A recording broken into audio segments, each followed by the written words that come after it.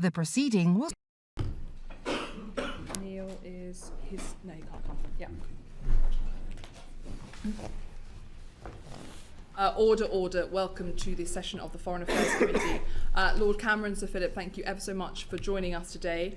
Our goal is to have a conversation, so it's less about establishing facts, of which we will all be aware, but more understanding your vision and your perspective as you take up this vital role. We're going to try and move at pace, so we may challenge you and drag you back to the subject or re-clarify the focus. But over the next 2 hours, the first hour really will be on Israel-Gaza, given the current circumstances. And then we're hoping to look at Ukraine, China, the Balkans, hostage-taking, and at the end, what we like to call a quiz around the world, where we'll take you to as many countries as we can in as little time as possible. So I hope that will work for you both. Fine. Brilliant. Fabulous. In which case, Foreign Secretary, it'd be very helpful if you could share with us your vision for your time as Foreign Secretary and what legacy you're hoping to achieve. Well, what I want to do is to try and help Britain maximise its security and prosperity in a very dangerous, difficult and uncertain world. I mean, when I compare the world we live in today with the one I left university into, where, you know, the Berlin Wall was falling and Russia was becoming a friend and democracy was spreading and China was joining the WTO and looked like democracy and freedom, free market economics were spreading across the world. It's completely different today. I mean, everything seems to be heading in a more dangerous direction. Russia's started a war in Europe. China is incredibly aggressive. Democracy seems to be on the back foot. Everywhere around the world you see a growth of protectionism. And of course, the threat picture, the conflict picture, whether we look at Africa, whether we look at Europe, whether we look at the Balkans, is extremely disturbing. So in those circumstances, I think trying to make sure that our foreign, security, Commonwealth, development policy is all about trying to enhance Britain's security and trying to maximise where we can our prosperity and opportunity. That is the approach I want to take. Thank you. And tell us, your appointment was lauded largely as the biggest political shock of the last year. What made you accept the role? Was it unfinished business? No, it was just the chance to serve. I believe very profoundly in public service. I didn't expect to be called back to this role. I went to see the Prime Minister on I think it was a Monday or a Tuesday night, and we were talking about various problems, including Israel-Gaza, and then he suddenly said, well, I'm going to be having a reshuffle and I'd like you to be my Foreign Secretary. And that was quite a shock. And I said I instantly would like to say yes, because I enjoy public service. I believe in it.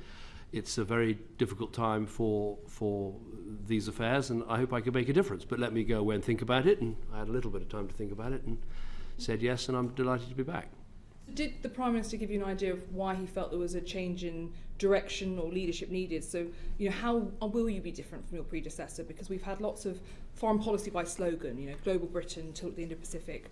What's different in your approach to your predecessors? I think what the Prime Minister said was pretty much what I've just said to you, that it's a very unstable, uncertain, dangerous world. We've got a range of, you know, obviously this huge conflict of Russia's illegal invasion of Ukraine. We've got the situation in the Middle East. We've got a range of other dangers and difficulties almost everywhere you look. And I think he said, opportunity for someone who's served as Prime Minister to come back and help with these things, that you bring a certain amount, hopefully, of sort of knowledge and contacts and abilities to this role. And so you'll be able to help, you know, have what he wants to be the strongest possible government. I would pay huge tribute to my predecessor, James Cleverly, everywhere I've already visited, I think about 15 countries. Everywhere I go, he is praised for his diplomatic skills, for the hard work and energy he brought to the role. And it's great to be working with him as Home Secretary, because actually one of the priorities, I've got the 5 priorities I've set out for the department, one of them is very much about Britain's security and working with him on issues of immigration. I think too much in the past, and I blame my own government for this, you know, the Foreign Office is going in one direction and the Home Office is going in another, and really trying to get them to work together on things like stopping migration upstream and helping stabilise countries and using all the tools you've got in the toolbox. Forgive me, you won't be interested in a new slogan under your tenure? I haven't come up with one yet, but maybe you could help me out. No, I mean, I've set out for the department priorities basically saying, you know, number 1 is supporting Ukraine, number 2 is more stable Middle East, 3 is enhancing UK security, Four is international development and the critical global challenges like the multilateral development banks, and maybe we can talk about that. And fifth is prosperity and jobs. I mean, obviously, trade isn't in the Foreign Office in the way that it used to be, but I want to help the Department of Trade deliver these important trade deals. I want to help colleagues to get inward investment into the UK and all the rest of it. So that's the focus. It's very straightforward and down to earth. Thank you very much. Thank you, Chair. Foreign Secretary, it's interesting that you were as shocked as we were to become Foreign Secretary, but welcome. When you were Prime Minister, you created the commitment to 0.7% of GDP for overseas development aid, and you also vocally opposed the FCDO DFID merger, or the FCO DFID merger. What's your position now? I didn't create the commitment, I delivered the commitment. It was a commitment that actually every country in the G8 made, I think at Gleneagles when Tony Blair was Prime Minister, and I was very proud to be the first of those G8 countries to achieve 0.7, which we did, I think, in 2013. And I supported and backed DFID with, I think, a really excellent Development Minister, Andrew Mitchell, who I'm now working with once again. Look, and I said at the time I was disappointed when we went away from 0.7 and also about the merger, but I said to the Prime Minister when he asked me to do this job that I would accept fully cabinet collective responsibility, and I will work with what we have now and try to make sure we have the best possible joined up policy of diplomacy and aid, and try and make sure we make the very most of the 0.5% that we have. Politics is a team enterprise. You can't always get everything you want. You have to work out whether you can accept the situation and whether you can accept that cabinet collective responsibility. I can. I'll defend what we're doing now to make the FCDO work effectively, and I'll defend the fact that at 0.5% it's not as much as it was, but we're still an aid superpower. We've got this excellent development white paper, and we must use that to fulfill our moral mission in the world, but also to make sure our aid policy works for our own security and prosperity. Will you be pushing to go back to 0.7% as quickly as possible? Obviously, the conversations I have with cabinet colleagues are private, and that's part of the team enterprise. I'm not sure they're that private. Anything you want to change about how the FCDO operates at the moment? I think that something that happened just before I got there is I want it to bed in, see how it's working, which is Andrew Mitchell was appointed Development Minister. I think it was an excellent move. I was worried before that while I could see a case for how the merger would work, I was a bit worried before that there were too many international gatherings on, for instance, Global Alliance on vaccines or Global Fund on AIDS and malaria and the rest of it, where I was worried Britain wasn't fully represented every time. And I think having a dedicated development minister in the cabinet, I think that's really helped. And something we've done inside the department, which Sir Philip I want to talk about, which is having two permanent secretaries, one for foreign and diplomatic affairs and Commonwealth affairs, one specifically for development. I think that's helped, and making sure that some of the key directorates within the Foreign Office report to that second permanent secretary and are working very specifically with Minister Mitchell. I think we're making the merger work better than it was. So I'd like that to take a bit of time, see how that's bedding down, see how that's working, and try and make the most of it that way. I think from our perspective, it would be very welcome to see some political will behind the merger. That's been our biggest criticism. Say again? To see the political will to make the merger work, yes, and not just leaving it to civil servants. From our perspective, no, definitely. I think, yes, we're trying to make it work. It's not going back to what happened under Margaret Thatcher when there was ODA was a separate department within the Foreign Office. It's not that. It's trying to make a merged entity work, but with this slight distinction. But look, let's it's quite nice being Foreign Secretary, having a £12 billion pound budget. I didn't used to have that when he was Foreign Secretary. But anyway, let's try and make it work. But I'm happy to keep you up to date with how we think it's going. Just very briefly, Foreign Secretary, on the definition of the ODA definition of aid, do you find it too restrictive and too narrow? There has been some redefining of it, but aid is still very much seen as economic, so we're not seeing peacekeeping operations over and above 15% counting as aid, when actually it's basic stabilisation, you could argue. And at the other end, the BBC World Service isn't covered being as part of aid, when you could say it is critical, especially when you're up against Russia Today, Yeah. China TV. The World Service is critical when it comes to the development of civil society and broader concepts that we want to fund and support around the world. Yeah, I'm a bit torn on this. I think there are times when you look at the definition. I remember there was one particular time where if an NGO did mine clearance, it was ODA, but if a military power did mine clearance, it wasn't. So there are frustrations. So I'm all for keeping an open mind about it and looking at whether we should change it. Why I'm in two minds is, of course, once you start, if you change it unilaterally, you open the door to everybody else to change it unilaterally, and then you get a lot of countries that were committed to ODA backing off. So, Yes, but if you could make some general changes, multilateral changes in the way you suggest, then that would be a good thing. Another way of doing that is just to say we're going to spend 0.4% or 0.6% on an international definition of ODA, and then we will spend 0.1% on our own definition, which is support the BBC World Service, support peacekeeping more. What you don't want to do, obviously, is have the Russians invade a country and then say it's aid. Yes. Clearly, because that's an absurdity. But actually being tied to these rules and just saying, well, let's see, effectively nothing happens, and if we're not willing to make the changes, it's very difficult to see how other people will as well. On the detail, I'm told that the BBC is partly funded by ODA. A little bit. I think that the danger would be that if you said, here's our 0.4% general definition, here's our extra bit which we define, that is opening the door to other countries doing things that we wouldn't in any way classify as ODA, and then you'd have, and remember, because of COVID, global poverty is increasing. There are more people going hungry. There are more people below the poverty line than there were. So the need for keeping ODA up is strong. So that's why I'm worried about it. But I'm happy to have a dialogue about whether there are changes we should explore multilaterally.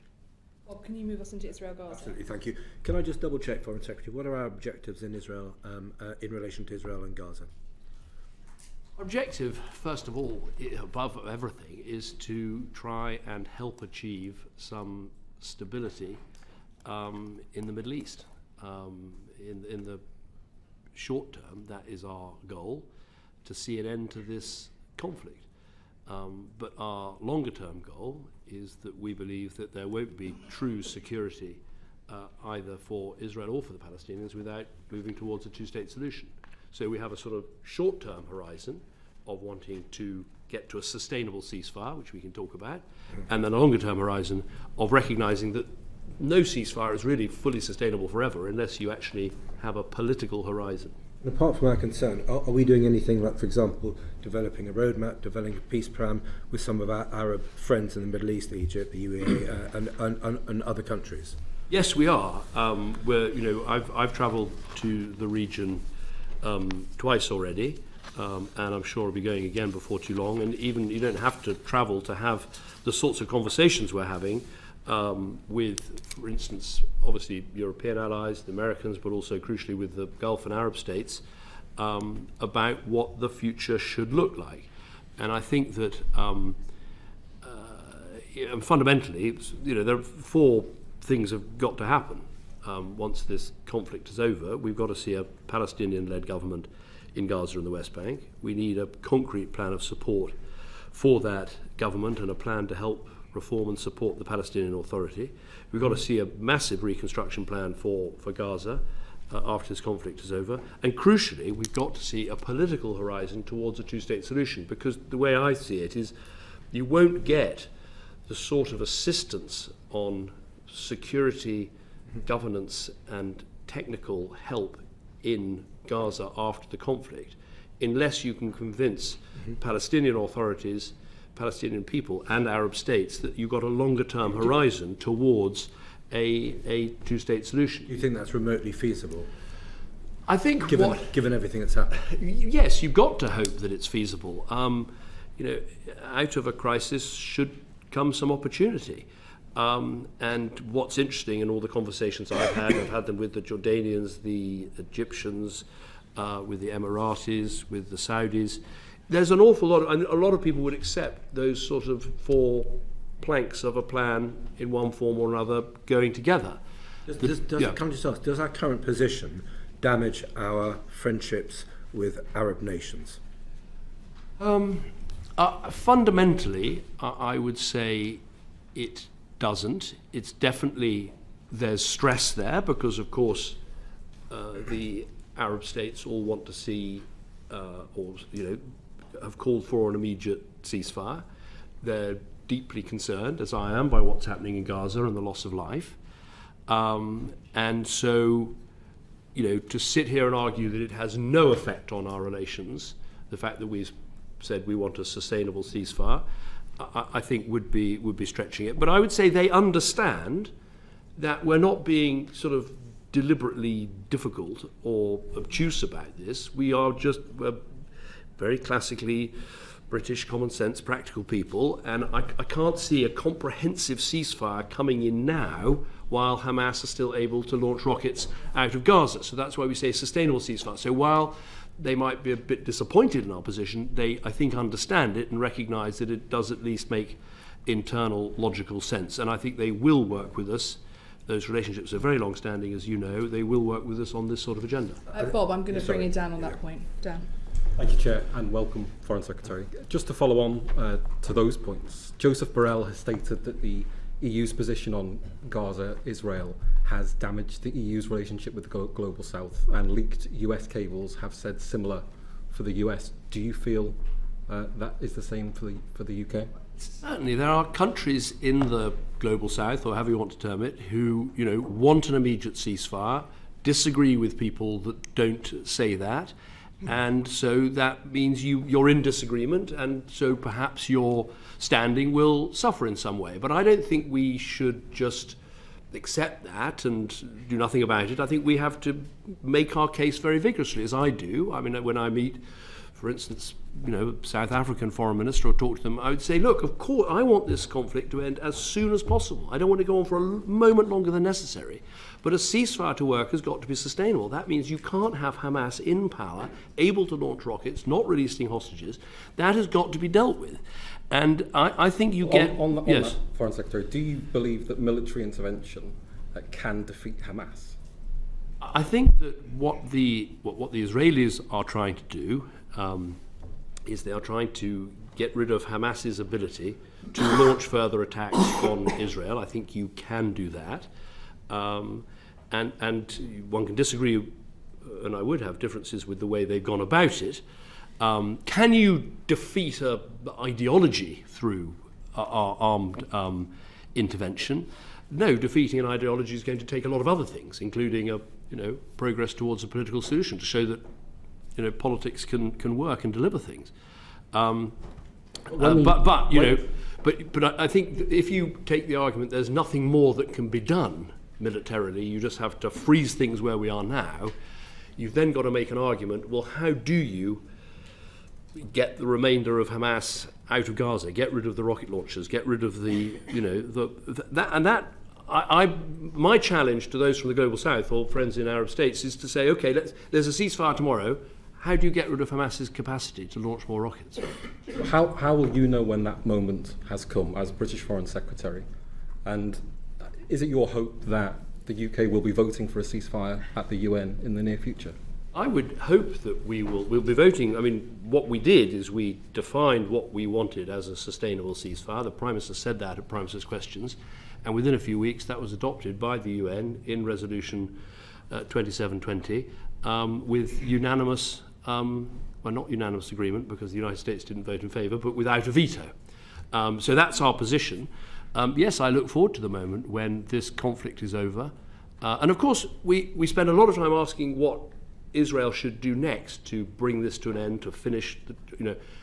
We should also spend a nanosecond saying if Hamas wanted, they could end this tomorrow. They could lay down their arms. They could leave Gaza. They are the ones prolonging this conflict in many ways. You've warned against an unsustainable ceasefire that quickly collapses into further violence. But there's a strong feeling, I think, in the international community and in the public that the longer violence continues and the further peace is away, that we're going to struggle to get to peace. I don't disagree with that.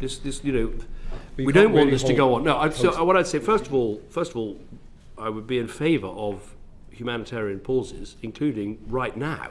I mean, let's have another pause to try and get hostages out and to get more aid in. I'd be happy for us to do that now. What I'm saying about sustainable ceasefire is it does need Hamas to no longer be capable of launching attacks into Israel. Otherwise, it's not sustainable. And I hope that moment comes as quickly as possible. Florence, just to take you back for a moment, what is the UK's current legal position on whether or not Gaza is occupied? Our position is that that Israel is fighting a campaign against Hamas. We have to check regularly whether that is in compliance with international humanitarian law and assess that. I don't think Israel regards itself as an occupying force, but whether that is correct, I would want to take legal advice, because this comes to this issue about aid, where I think Israel needs to do more, a lot more, to get more aid into Gaza, which perhaps we can come on to. And forgive me, we know that Israel does not consider itself to be an occupying power, but British law currently does consider Gaza to be an occupied power. Can you, an occupied territory? Can you just confirm that on the record? I don't know the precise legal definition of that. I'd have to go back and check. Philip? I think we all know that the Foreign Office does know what the official legal position is. We describe the territories as the occupied Palestinian territories, but that's a different question. That's a descriptor. Yeah. Yes. Yeah. We should give you a piece of written advice on the legal position. I think what the chair's asking is, do we consider Gaza to be occupied militarily at the moment? Is that what you're getting at? I'm asking for the British government's legal definition, whatever they consider to be the terminology of that you occupy, because as I understand it, there is no question that in law, under British law and according to the UN Security Council Relation 22334, on which we have based our legal position, Gaza is an occupied territory, and therefore from that, Israel does have obligations as an occupying power, whether or not they consider it to be or not. British law does state that, and I would consider it to be quite fundamental that we knew exactly from what premise we were operating when engaged in something so complex. As you know, we refer to them as the occupied Palestinian territories, but obviously Gaza was left by Israel. But I think the question you're asking now is what Israel's done, is that technically an occupation, and therefore do they have legal obligation? The point I would make is, look, whether or not they are de jure occupying, they are de facto occupying Gaza, and therefore when it comes to this issue of aid delivery, we need them to do more. At the moment we're at about 150 trucks a day getting into Gaza. We need to be closer to 500. Every day that we're not closer to 500, we're going to have more people going hungry, we're going to have more people getting disease. There is a danger of there being really widespread hunger. At the moment, something like 90% of Gazans are getting less than one meal a day. And so I've set out with the Israelis a whole set of things that could happen, that they could do that would make a real difference. You know, make sure Kerem Shalom is open 7 days a week. Make sure the Nitzana checking point is open 24 hours a day. Make sure the aid convoys that are coming across Jordan have unhindered access into Gaza. Look at opening the port of Ashdod so aid can arrive by sea, go from Ashdod, either into Kerem Shalom or even better, go into the Erez crossing. Crucially, none of these things will work unless inside Gaza you actually have UN personnel, trucks and fuel capable of taking the aid around Gaza. And again, only the Israelis can really fix that, because there's a bunch of visa applications that are outstanding for people to be there. There's a need for armoured cars for that aid to be distributed and taken around with, and that needs to be fixed, and it needs to be fixed urgently. I think I would also pay credit at this point to you, Foreign Secretary, for what the UK government has clearly done on aid. There is clearly much progress made as a result of that. But just for clarification, therefore, your words, Gaza is de facto occupied, and therefore Israel has obligations as an occupying power, which you are saying today you accept, at least when it comes to aid. I'm saying they have. I'm not a lawyer, so I need to be careful. I'm saying they have responsibilities. No, I'm saying they've got responsibilities to make sure that aid gets through. It's not solely them. I've been to El Arish myself. There are problems with Egyptian bureaucracy. There's problem with a lack of sort of overseeing logistics, working out what aid is going where. There are other bottlenecks, but fundamentally there are some things the Israelis need to do because ultimately they have a lot of responsibility for what is happening in Gaza. I'm not giving you a legal definition because I'm not a lawyer. This is a moral and political point. They are occupying, and in fact they are not currently doing all they could be doing on aid, and therefore what they should be doing. I want them to do more. Thank you. Graham. Thank you, Foreign Secretary. I just want to ask a quick question about more on the home front. I represent a very large Jewish community, very large Muslim community. Both communities are both angry and fearful about what's happening in Israel and Gaza. Is there anything, as Foreign Secretary, you can do to help the tension that those communities are feeling at the moment? Are you aware of the impact that it's having on those communities? I am. I think everybody can feel it, whether they're living in London or in your constituency or in my old constituency. You feel it in so many of the conversations that you have. I think one of the most important things with both communities, but perhaps particularly with British Muslims, is to demonstrate that we are an aid superpower that's doing what an aid superpower should be doing, and that is getting aid into Gaza. And I've just spelled out, we've got the material. We've already delivered, I think, 74 tons of aid. We could deliver much more if we could deal with these bottlenecks. I think that is hugely reassuring. I think with the Jewish community, it's partly about demonstrating an understanding of just what a catastrophic event, what an appalling event the 7th of October was. I think sometimes people can forget, because of what's happened subsequently, just the scale. If you look at this country, the size of Israel, and to lose over 1,400 people in one day in those most horrific circumstances. And I've been to kibbutz Be'eri and seen with my own eyes where, children were shot in front of their parents, where people were raped, the blood on the floor and the bullet holes in the wall. I mean, it's something you're never going to forget. This happened to a country that's a friend of ours and peace-loving people of these kibbutzes, and showing understanding that we understand why they feel so strongly about that event, and trying to put ourselves in their shoes, I think is really important. Thank you. Can I just ask a number of quick factual questions? How many UK citizens remain in Gaza, and in particular in the north of Gaza?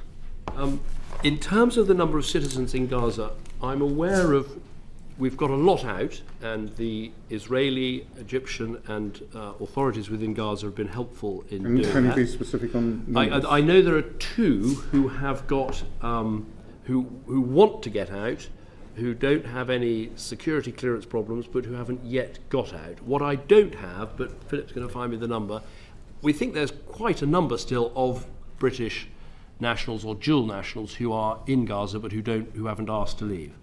Have we got a number? So we can't give you a precise number. It will depend on who's. But Alex Chalk gave precise numbers on the 7th of November, where he said there were 100 Brits that had left Gaza and 100 were still in the country. So that was a long time ago. I think most of those 100 have left. The ones we don't know about are the ones that haven't declared and don't want to leave. But those we know who declared, 50% have left. More than that. It's more than 300 now.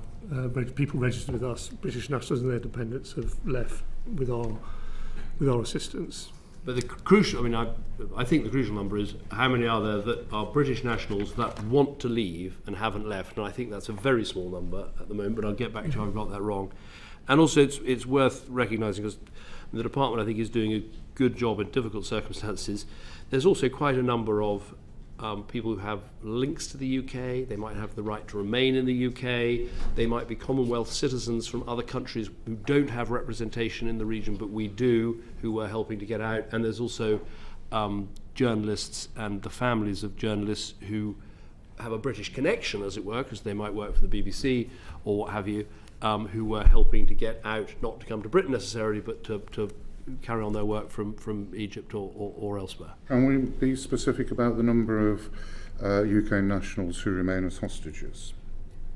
Yes, there are 2 and British do we have nationals. proof of life? There are 2 British nationals that remain as hostages. I don't want to make any further comment on them. There are also, of course... Do we know they're alive, though? I just don't want to say any more. We don't have any information to share with you. There are also, of course,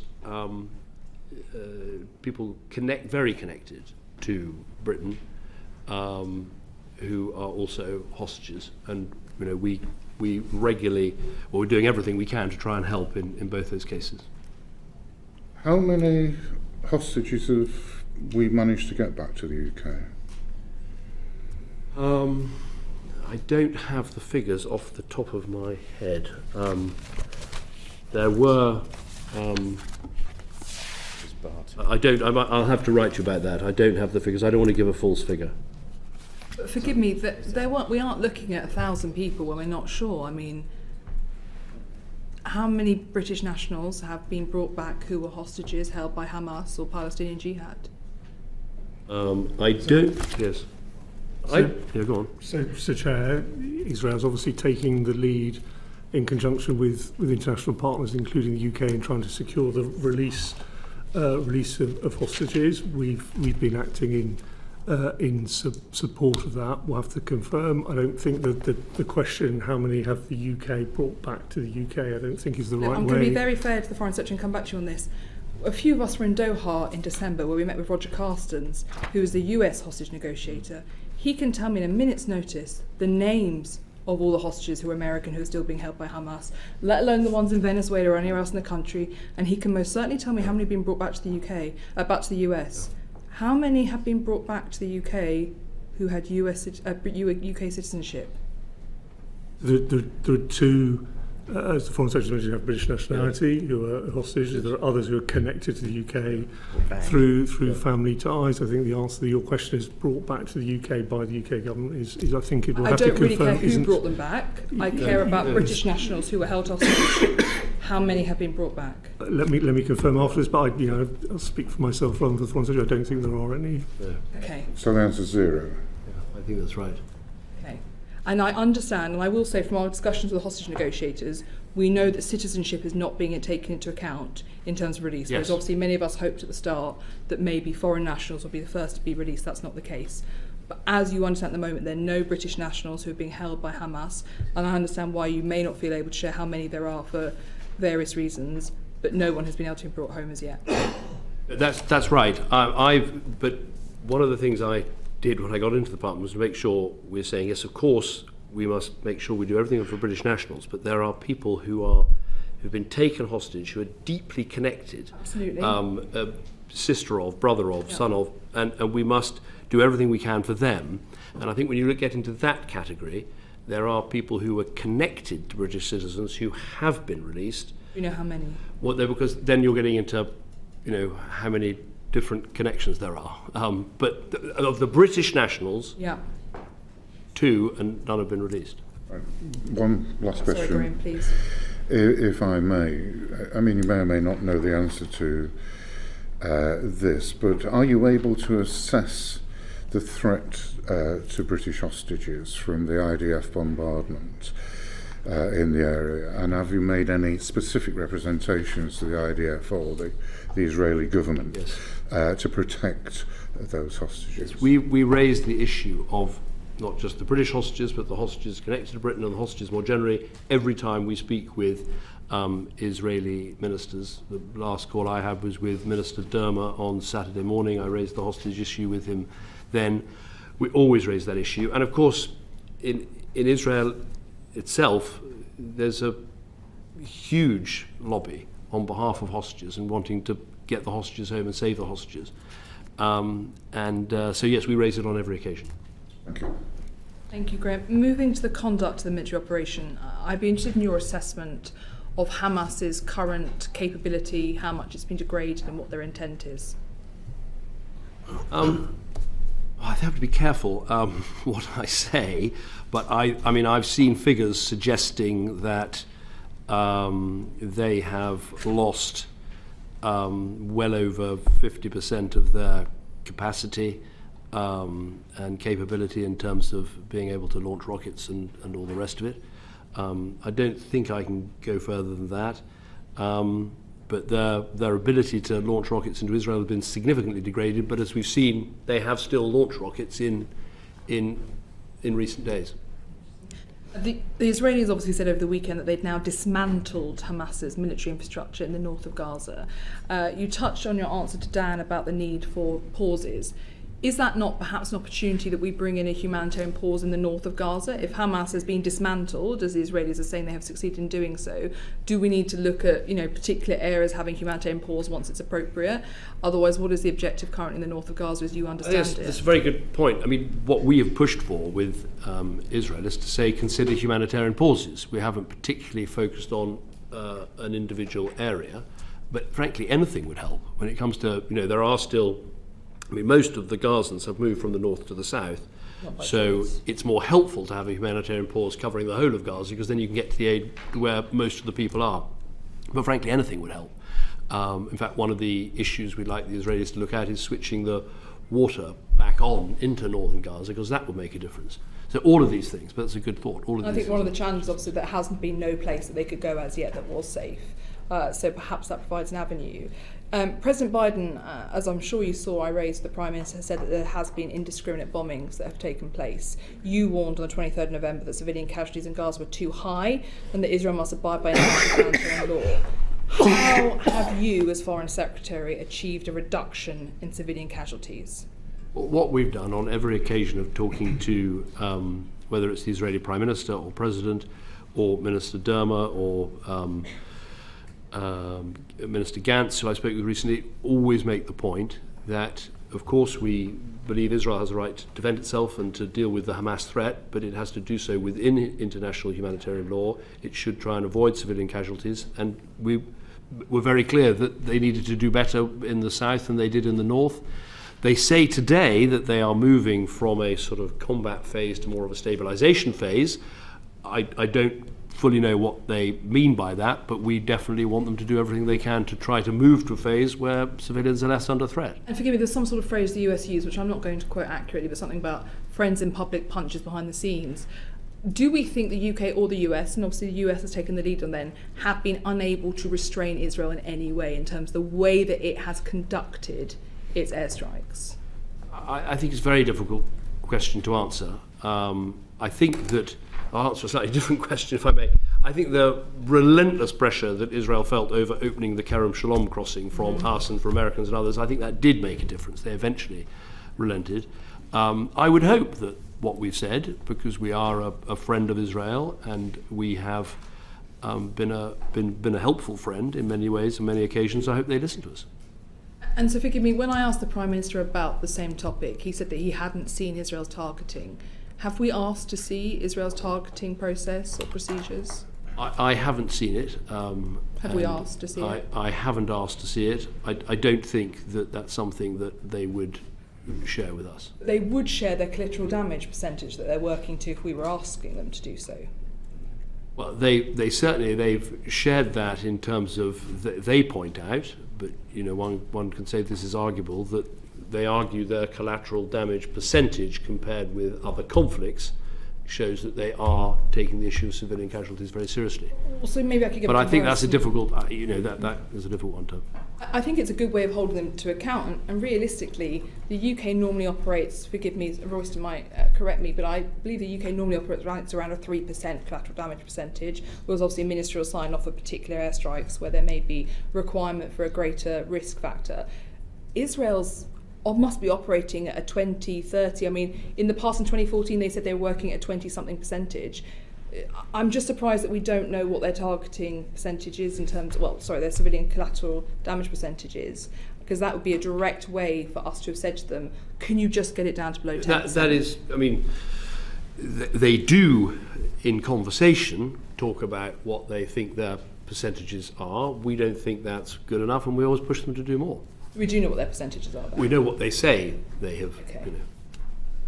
Final question from me before I move on to Brendan. During the hostilities in Gaza in 2014, your government decided to review licences for arms exports to Israel, and you committed not to grant any further licences until hostilities were ceased. I think there were 12 specific licences that you were concerned about at the time. Why has there been no review, cessation, pause, despite the fact there should be an automatic trigger that exists within the department to immediately suspend when there's a significant change on the ground? Well, the way this works is that, as I'm sure you know, that the grant of licences is done by the Department of Trade on the advice of the Foreign Office, and the Foreign Office has to look at compliance with international humanitarian law based on an assessment of the commitment that Israel has, the capability that they have, can they actually deliver on this capability, and the compliance. And that assessment is carried out on a sort of rolling basis. And so it is sort of permanently reviewed, and where the circumstances to change and us to reach a different view, we'd advise the Department of Trade accordingly. The immediate handbrake that, for example, after the terrorist attack in Kosovo, there was an immediate handbrake put in place in terms of sales of arms to Serbia. There was no immediate handbrake, as I am aware of, on this situation, despite there having been an enormous terrorist attack and then a response. And there hasn't been a specific I think it's review because of the licenses. circumstances, I mean, the circumstances are different because of October the 7th being such a hostile attack on Israel, and the government's position that Israel has a right to defend itself and a right to try and stop Hamas from launching future terrorist attacks, that there wouldn't be odd to have an automatic handbrake. What you have to do is assess on an ongoing basis, which is what we're doing. Israel has a full right to defend itself with international humanitarian law, but the British government has a duty to ensure that its export licenses are for arms exports are as accurate as they can be. So you are not aware of any review within the system formally. Rolling basis, the point of a rolling basis is that you have the emergency handbrake for when it's needed. Well, it's as you described. I mean, But you put one in place, which is why I'm surprised that there hasn't been one in 2014. Yes, but when the casualties are so much higher this time. Well, I think what I've described is what happens, which is it's a decision for the Department of Trade based on advice from the Foreign Office, and that process is properly gone through. Okay. I just find it strange that when there were much lower levels of hostilities and activity, you put in place one as Prime Minister, and this time round, despite the circumstances being so much more serious, there hasn't been a review. I think I've answered the question. Brendan. Thank you, Chair. Foreign Secretary, have you received any guidance or advice or received any submissions from FCDO or government lawyers that Israel may be in breach of international humanitarian law? Say that again? Have you received any legal advice from the FCDO or government lawyers that Israel may be in breach of international humanitarian law? What I've received is advice as part of this process that I've just described to the Chair, and the advice then was passed on consistent with that advice, as it were, to the Department of Trade. No, in terms of Israel's actions post October the 7th, Yeah. are you... Okay, let me ask you personally, have you seen any evidence, been made aware of any evidence, or have reasonable grounds to believe that Israel has breached international humanitarian law? No. Well, what I have to do is act on the advice that I'm given, and that advice is based on what we believe is happening. And so we ask a whole series of questions of the Israeli government about individual actions that are brought to our attention. And then we receive advice on that, consider that advice, and then pass it on to the Department of Trade for them to make the decision about arms exports. I understand your relationship with the Department of Trade, but what I'm asking you, Foreign Secretary, is have you been made aware or seen any evidence or have reasonable grounds to believe that Israel has breached international humanitarian law?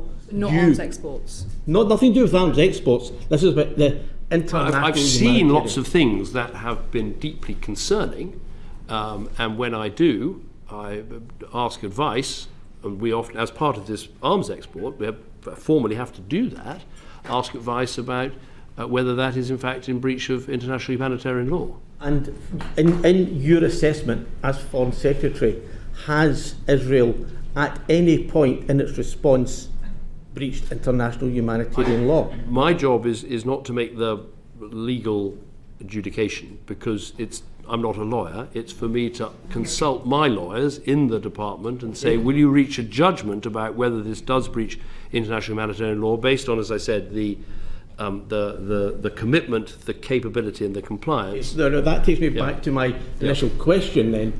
Have your lawyers in the FCDO or in government given you any advice as to whether Israel has breached international humanitarian law? Because you seem to be saying to us that it has been examined by the FCDO. So I don't want to sound like I know what you're asking, and I don't want to answer it. Well, I don't want to be difficult. I don't want to give an inaccurate answer, and I don't want to, I've described to you the process because it's a process. So of course you see lots of things that you think, well, is that in line with international? Is that in line? And so that's a process that the Foreign Office has to go through to look at those instances, to put questions as part of this process to the Israeli authorities, to consider those answers, and then to give me the considered advice. Given all that, does that mean we think that Israel is in breach of human rights, international humanitarian law? If the answer is yes, one set of advice goes to the Department of Trade. If the answer is no, another set of advice goes. That's the way it works. Okay, well let me take you away from process to more specifics. About 2 or 3 minutes ago, in answer a reply to the chair, you said, and I quote, "One of the things we'd like the Israelis to do is switch the water back on." Now that says that they turned it off. It says that you recognise they have the power to turn it on. Therefore, isn't turning water off and having the ability to turn it back on but choosing not to, isn't that a breach of international humanitarian law? It's just something they ought to do, in my view. No, of course they should do it. Every human being would say you don't cut people's water supply off. But I'm asking you, in your position as Foreign Secretary, around the point of international humanitarian law, if Israel have the power to turn the water back on that they turned off, surely that is a flagrant breach of international humanitarian law. Well, I'm not a lawyer. My view is they ought to switch it on because the north of Gaza, the conflict is now effectively over there, and so getting more water and power into northern Gaza would be a very good thing to do. You don't have to be a lawyer to make a judgment about that, you just have to be a human being. Forgive me, Sir Philip, under international obligations, do occupying powers have an obligation to provide access to water, yes or no? You're asking me a technical legal question. Sir Philip, I'm really, forgive me, you and I have played this dance enough times. We all know that under international law there is an obligation for occupying powers to provide water. You're asking me a technical question about occupying powers and what their obligations are in international law. I imagine you're correct, Chair, but I'm also not a lawyer. I also just would point out, Philip, just bear in mind, we've come to such a good place working with you because we have the confidence that you do know these details, and that's what your colleagues say. You know that it's not that you presume I'm correct. That is the duty on an occupying power. Yeah. So, yes. Chair, I think that is right. So yes, but I would also add that in answering your questions earlier about occupation. I'm not asking you to apply it to Israel. The facts are, though, that they are required to. And just, Lord Cameron, just to clarify, so you have received no advice at any point from any government lawyer that states that Israel is in breach of international humanitarian law? That's not what I said. No, that's why I'm asking you to clarify. Yes, well, I'm going to give exactly the same answer all over again, which is what my role is, right? I'm not interested in the role, I'm interested in the legal advice you've received. Yes, well, the legal advice I've received is consistent with the fact that we have not changed our export It's not about arms procedures. exports, it's about international humanitarian law being upheld when it comes to aid, when it comes to the way in which airstrikes have been prosecuted, everything else. We're one question on arms exports, we've moved from them. In any realm, in any respect. So you've never had a piece of paper put in front of you by a Foreign Office lawyer that says that Israel is in breach of its international humanitarian commitments under international humanitarian law? Look, the reason for not answering this question, I can't recall every single bit of paper that's been put in front of me. I look at everything. I mean, of course, there are lots of things that have happened where you think, well, surely that was something that shouldn't have happened, and so I don't want to answer that question because Forgive me, in 2013 you were quite happy to say from the dispatch box that war crimes had been committed by the Assad regime when it came to chemical weapons use, and 2 years later you were happy to say that Hamas had committed a war crime when they shot rockets into Israel. Yeah, well, I do think there's a difference between using chemical weapons to kill people and Israel fighting a conflict where they're trying to deal with a terrorist force that inflicted an appalling attack on their country. It's a difference in setting or specifics or scale, but not in principle, which was your willingness and ability to determine whether or not international law had been broken. I'm not sure we're going to get a lot further with this. I mean, if you're asking me, am I worried that Israel has taken action that might be in breach of international law because this particular premises has been bombed or whatever? Yes, of course I'm worried about that, and that's why I consult the Foreign Office lawyers when giving this advice on arms exports. So that's why I don't go. So if you put it that way, I'm happy to say yes, of course. Every day I look at what's happened and ask questions about, is this in line with international humanitarian law? Could the Israelis have done better to avoid civilian casualties? Of course I do that.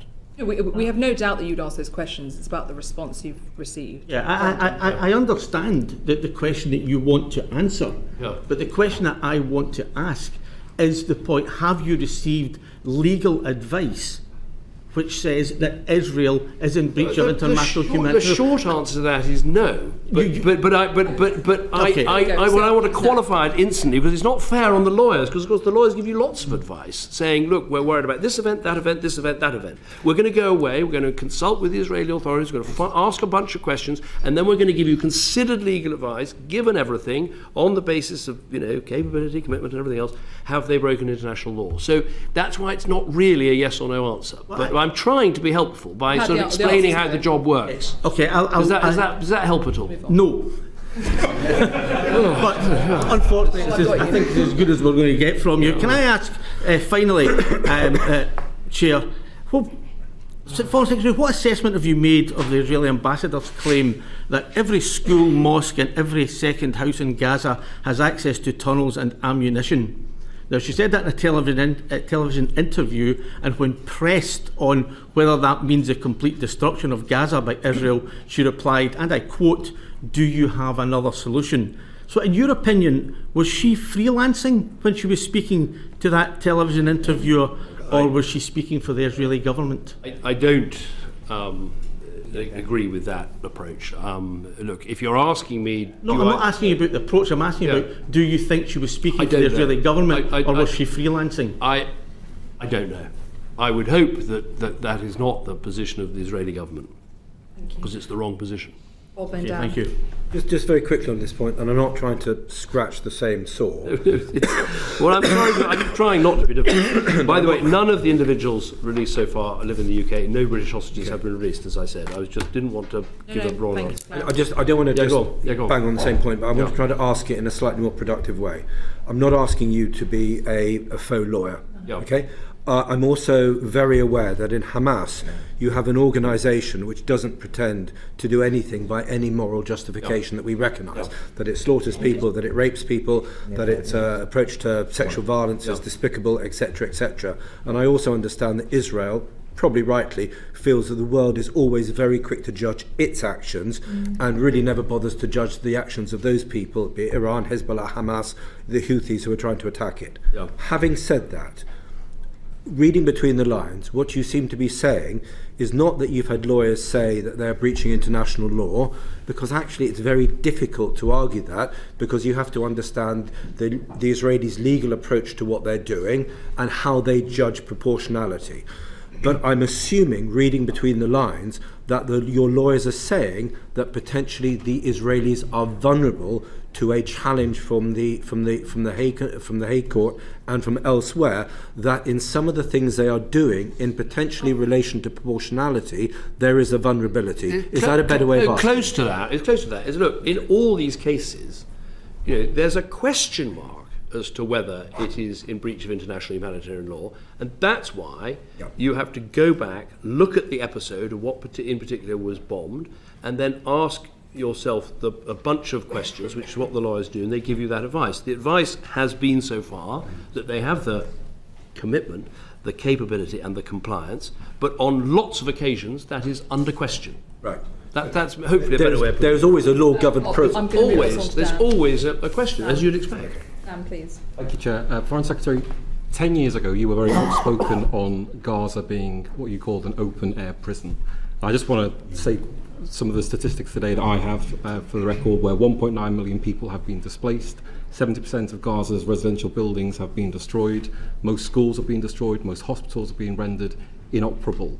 And this week, the International Criminal Court will hold public hearings on South Africa's application under obligations relating to the Genocide Convention. Could you give your views on that, the government's views? Well, first of all, on the South Africa case I think it's the International Court of Justice rather than the International Criminal Court, but I mean, I don't think that is helpful. I don't agree with it. I don't think it's right. I don't think we should, bandy round terms like genocide in this case. I don't think that's correct. That doesn't change our long-standing position that ultimately it is for courts to decide to define genocide, not for states. But I'm very, very clear about that. In terms of what I said about Gaza, it's been unsatisfactory for years. The fact that there has not been, better access to and from Gaza, and the situation in Gaza has been not for courts to determine, is it? It's for states who are party to the convention. No, it is ultimately the long-standing position of the British government on all questions of genocide. Philip will pick me if I've got this wrong. Is that it's not for a government to say that's genocide. It's for a court, the ICJ or the ICC, to determine genocide. It's not for the UK government to consider the risk of genocide in any case. Of course, if we want to, as we have on other occasions, put information into a court when they're considering a question, we are at liberty to do that. And we've done that, I think, in the case of what has happened recently in Burma. Predates my time as Foreign Secretary. But you're asking me specifically about the South African case. I don't think, our view is that Israel does have a right to defend itself, must act within international humanitarian law, should avoid civilian casualties, should do better on that grounds, but we don't believe that calling this genocide and claiming this is genocide is the right approach, and we don't agree with what South Africa is doing. Thank you. Ranil. Lord Cameron, I actually agree with you that sometimes it's not about the technical IHL definitions, and it's around that gut feel of, is this right or is this wrong? So can I pivot to another issue around the West Bank? Because what's your view of the increase in violence that there's been there? And have you had conversations with the Israeli government to try and reduce it? Yes, I agree with you. I think what is happening in terms of settler violence is unacceptable. I've raised this, I think, in every conversation I've had with Israeli interlocutors. And we've gone one further than that, which is working with the Home Office. We have put in place travel bans on those people responsible for settler violence. And we have the opportunity, should we judge it right, to move that from a travel ban up to a full sanction, which obviously includes the travel ban and the asset freeze and other things. So we keep a very clear eye on this. It is not right what is happening. It's also, as well as being terrible for the Palestinian people that live there, this is long-term, very bad for Israel, because Israel needs fundamentally a two-state solution in order for it to have the security it needs. And so it needs to make the West Bank as a functioning political space. So why are we only seeing escalations then in the violence? Given the, you're making representations, others are making representations, why is this not working? I think it's a range of things. You've got, because of what happened on October the 7th and what's happened subsequently, you've got a rise of tensions across the occupied Palestinian territories and in the West Bank. You've got the extreme, settler movement who, have been perpetrating these acts. You've got some politicians in Israel that don't call them out, indeed even support them. And that's why it's very important that proper friends of Israel, including Britain, do call this out and are very clear about it. So, given that you've announced that you're going to, you have banned settlers from entering the UK, what would be the trigger to up that to full sanction? What would be the trigger in your mind? I think it's a very good question, and I can't give you an absolute hard and fast answer. I think a sense that if this continues, if it gets worse, if more acts are carried out, then we'd consider taking the travel ban up to a full sanction. But more acts being carried out, they are being carried out. This is happening all the time. So I must press the point. No, I know, and I don't. I mean, if you're asking for a sort of matrix for the decision, I don't have one, but it's a very good point, and I'll go away and think about it. But there's no hesitation. I mean, our view is this is not right. We need to act. You should use your sanctions and your deterrence in the smartest way you can, and we're happy to do that. Very quickly before Royston takes us into the wider conflict, you touched earlier about the need for reconstruction, your first answer. Israel has said that they are looking to the EU and the US to reconstruct and pay for the reconstruction of Gaza. Can I ask if you agree with that? I think it's going to take a giant international effort because the level of the destruction is so great. I think we're going to have to try and bring together, I know this is something that your committee's looked at, bring together a whole group of countries that include the Arab and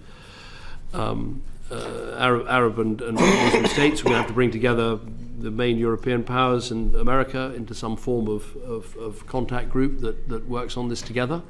And we're going to need as many people as possible to join the effort. Should it not be for Israel, though, to lead on the reconstruction? I mean, to go to Randall's point, they were able to find $70 million to fund the expansion of illegal settlements over the next year, despite lobbying by this government to stop that. Surely Israel should be leading on the reconstruction of Gaza. I think it will take more than any one country to do this. And then very briefly on the point you touched on the contact group, obviously I have been urging the creation of a Palestine contact group. One of those aspects would be, for me, the priority is track 2 diplomacy. You know, we need to get civil society, women, youth, other groups in the room who are ready to talk about a long-term peace the day after, as His Majesty from Georgia wishes to refer to it as. Are we even anywhere close to bringing together track 2 diplomacy? Because that is something the UK could lead on and could do now. I think there's a lot of conversations taking place about this. Obviously, one of the difficulties is some countries have been less inclined to talk about it until the conflict is over. But I think you've seen in recent days, an Egyptian plan. You've even seen the Israelis talk about what should happen in Gaza after this conflict is over. So I think the space is opening up, but the conversations are taking place now. Royston, apologies. Foreign Secretary, thank you for joining us here today. When we started this inquiry, it was about the Middle East and North Africa, but it's morphed into something which is maybe not predominantly, but certainly Israel-Gaza related. But there's a bigger issue, which is why we were looking at the Middle East before October the 7th. And one of the issues which I'm sure we'll come to, which is Yemen, and how we, as the UN penholder, how we deal with that, how we're seen to be playing our part. But before we come to that, what is your sense of what's happening in the south of the Red Sea, and what are we, the government, and you, the Foreign Secretary, doing to prevent contagion in the region? I think what's happening in the Red Sea is extremely dangerous, in that you've had repeated Houthi attacks on not just Israeli shipping, as they would claim, but on all shipping. I think you have to, in some ways, try and separate this from the conflict for a second and think, is it acceptable that one of the most important sea lanes in the world is effectively being closed by a group that are unacceptably and illegally and continually attacking shipping? My answer is no, it's not, and that's why we, with others, set up Operation Prosperity Guardian. That's why we have British destroyers and potentially frigates involved in it. And that is why you heard the Defence Secretary say so clearly that, if this continues, then we have to consider what further action could be taken. So I think, of course, no one wants to see escalation of conflict in the Middle East, but I think it's unacceptable to have the freedom of navigation affected in this way. So that's the position we take. What is your sense of why the Houthis are involving themselves? Now, they would say that it's the Palestinian cause, and they feel that they should do what they can to take the side of the Palestinians against what they see the aggressor, the Israelis. So that is exactly what they say.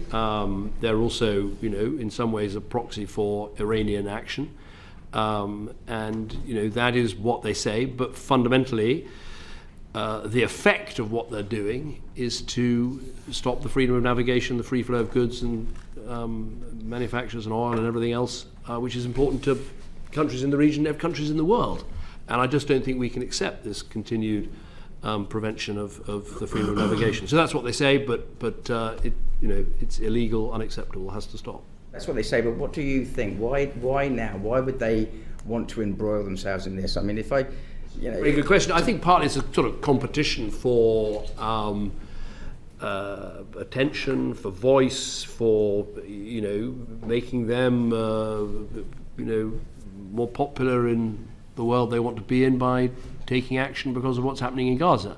But they need to be told, as they have been told, that this is not a sort of free option, that consequences follow. First of all, we will, I think actually the British destroyer, it was the first time British destroyers shot down a hostile aviation thing in about 30 years. So they need to be told that it's unacceptable, but speculating on exactly why they're doing it, exactly why they continue is important, but it's hard to know exactly why. We talk about the roadmap for peace proposed by the Saudi government, and I believe they're in discussions with the Houthis now, although depending on who you talk to, you'll find that the Houthis are cited of the peace proposal, are discussing it with the Saudis, but others in Yemen are being excluded. What's your sense of that? And do you see the same thing that we have been told by others, that this is sort of turning into a Houthis-Saudi deal as opposed to a Yemen solution, which may be in the way that Gaza and Israel may be a two-state solution? I think what I see, and I praise the Saudis for doing this, is a genuine attempt at a peace process to bring this long-standing conflict to an end. And these processes only work if you include all the relevant participants in it. I mean, if you take a step back and ask why we're in this situation, I think there's a good case to be made that if you go back 10 years to when this conflict began, and maybe we could apply this to other situations, that for all of the difficulties of dealing with the Houthis, if you leave a significant part of a country out of a peace process, it doesn't work. So I would applaud the Saudis for what they're doing. I hope this peace process is yielding results. It looks like it is. It looks like they've made real progress. But that doesn't mean the Houthis can go about attacking ships in the Red Sea. And in fact, I think if you ask the Saudis what their view is, they would say that pretty clearly too. Which brings me to the point of why they might be doing it. But the argument is that the Houthis are having these discussions with the Saudis, but the south of Yemen are being excluded. And back to your point that you can't have a peace process unless everyone's involved, then it looks to me like there may be a flawed process. And of course, we are the pen holder. We've spoken when we were in Doha a few weeks ago. We've spoken to the US envoy. The UN envoy has just come back from Muscat. I mean, everyone's talking about this, but there are groups of people in Yemen that feel they've been excluded. Well, you make a good point. Let me go away and let me take that away. But I think I would apply it to Afghanistan, Iraq, all these situations. Fundamentally, if you want to try and bring peace after conflict, you need to include all the parties to that conflict and all the parties in the country to have the best chance of success. One final, if I may, on a peaceful solution to the region, the Abraham Accords, and indeed, although not the Abraham Accords, but Saudi normalisation with Israel. Do you think that those agreements, those arrangements are now in jeopardy because of what's happening in Israel-Gaza? I think my instinct is that if you go to the Emirates or Bahrain or Morocco, they're very committed to what they agreed to. They see it as a good advance. It's obviously under some pressure because of local opinion, but I think they're committed to it. I think actually the Saudis, in the medium term, would still like to get that back on track. I think there's a genuine view that part of peace for this region is recognition of Israel by these major powers, but it needs to be accompanied by, you can't leave the Palestinians out of this equation. You've got to have the Palestinians feeling that they can live in dignity and security in the Palestinian territories with a state of their own. Do you think, therefore, last question, Chairman, well, we talked about it's going to have to be an international effort to rebuild Gaza. Do you think that it is incumbent on the Middle Eastern Gulf countries and others to be the largest part of that solution? They've obviously got huge capabilities and capacity to do that, but I think it's going to be quite a diplomatic effort to get everybody around the table and to get everybody to contribute, as the Chair rightly pointed out. Thank you. You didn't touch too much the foreign sector on Iran. Bob, do you want to quickly... Yeah, thank you, Chair. Just very briefly, I know it's a big subject, and I know we're trying to be very tight on time. To what extent do you see Iran as an opportunistic manipulator of events, or to what extent do you see Iran effectively as the prime mover behind what is happening, and not only against Israel but also against Saudi, using these various proxies that Iran has, be it proxies in Iraq, be it Hezbollah, be it the Hamas, or be it the Houthis? I think it's probably the first of your propositions, in that it's clear that, you know, what all these organisations have in common, whether it's Hamas, whether it's Hezbollah, the Houthis, or, you know, Iran-backed armed groups in Syria and in Iraq, they all have the support of Iran in common, but I think they have quite a lot of agency to act on their own.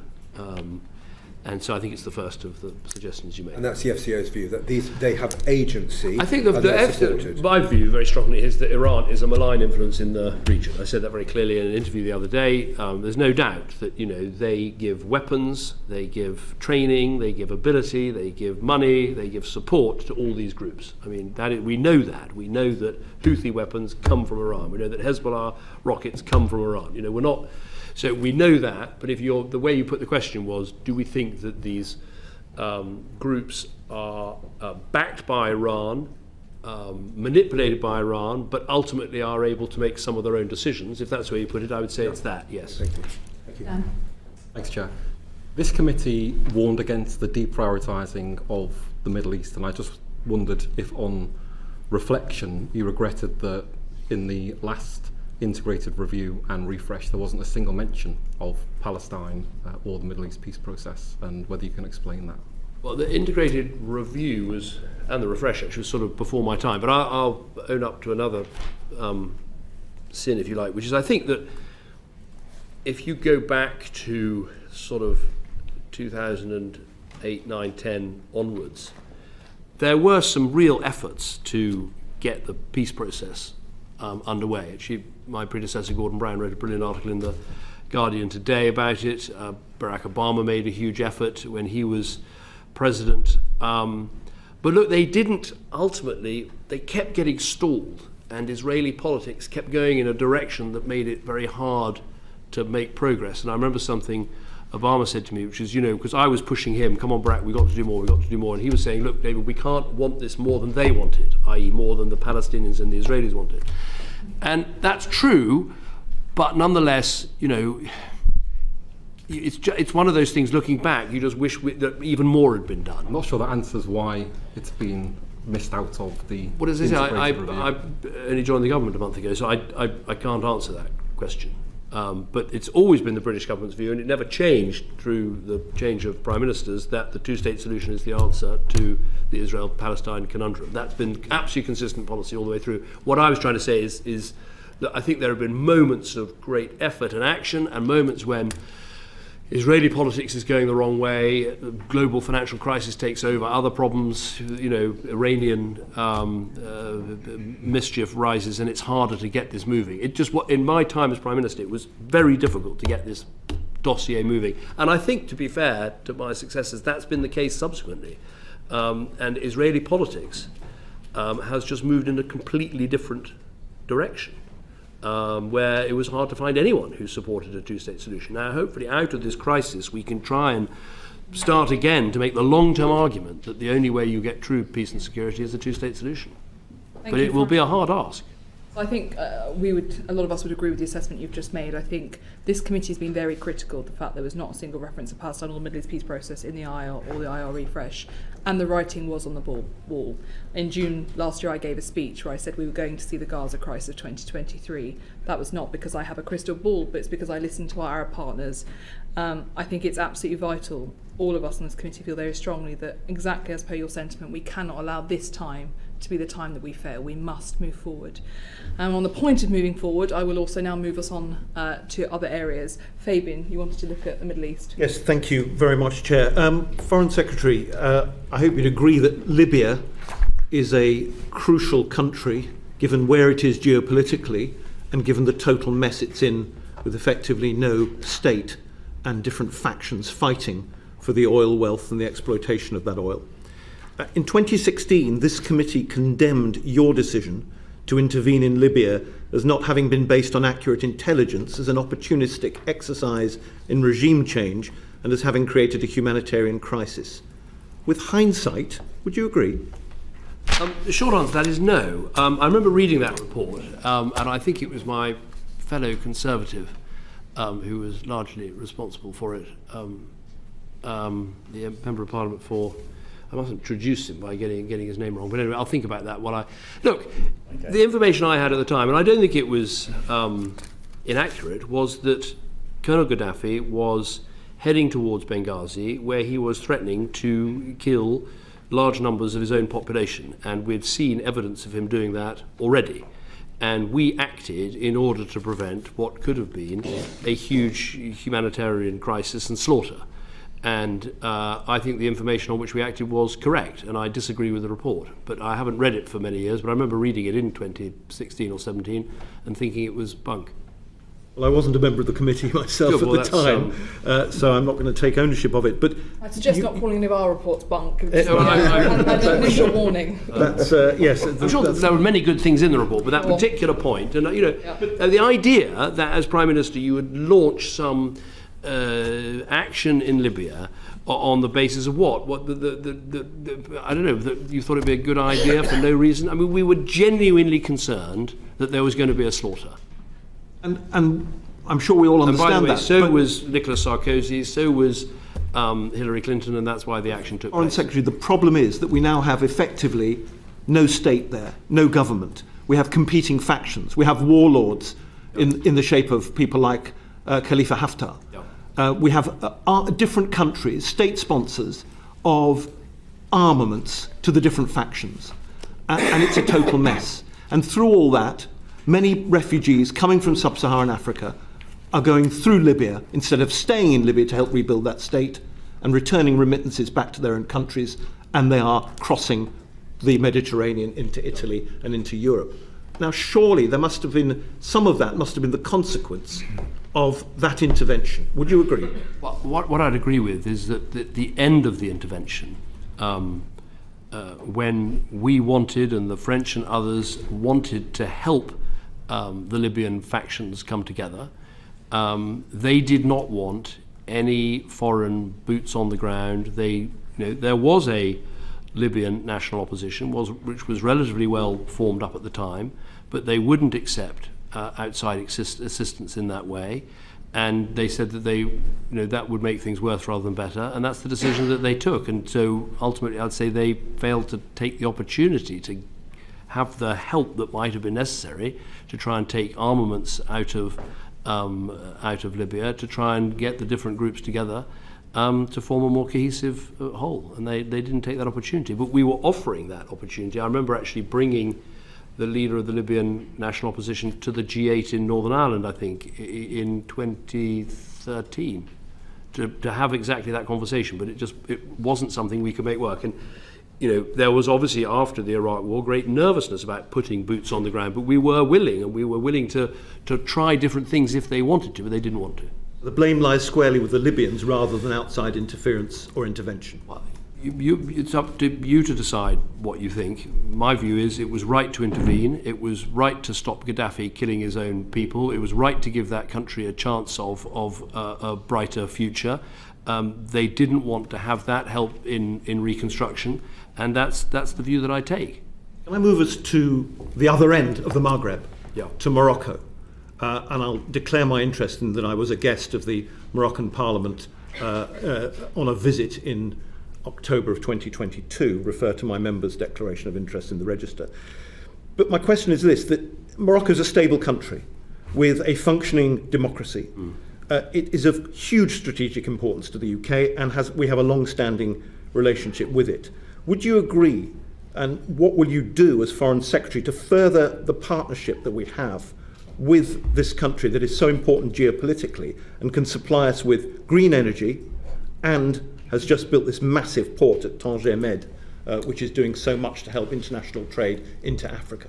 Well, first of all, I have spoken to my opposite number, the Moroccan Foreign Minister. I think twice actually, but certainly once since taking this job, and I think the relations are in a very good place. I think there's a lot of bilateral cooperation on all the sorts of areas that you describe. I think there's a huge appetite on behalf of Morocco to play a bigger role in the region, and indeed when it comes to the Middle East peace process, as well as to be far more sort of outward-going and outward-facing about trade and investment and partnerships and everything else. So I think it's a very good opportunity for a strong relationship. There are partners in helping to bring about the two-state solution. Would you agree with that? Yes, I think that of all the countries, well, I don't want to sort of single out too much, but I've had lots of conversations with countries that have an interest in how we move forward, and they've been some of the most forward-leaning and enthusiastic about the role they might be able to play, but also very enthusiastic about the bilateral relationship and what more we can do together. Thank you. René.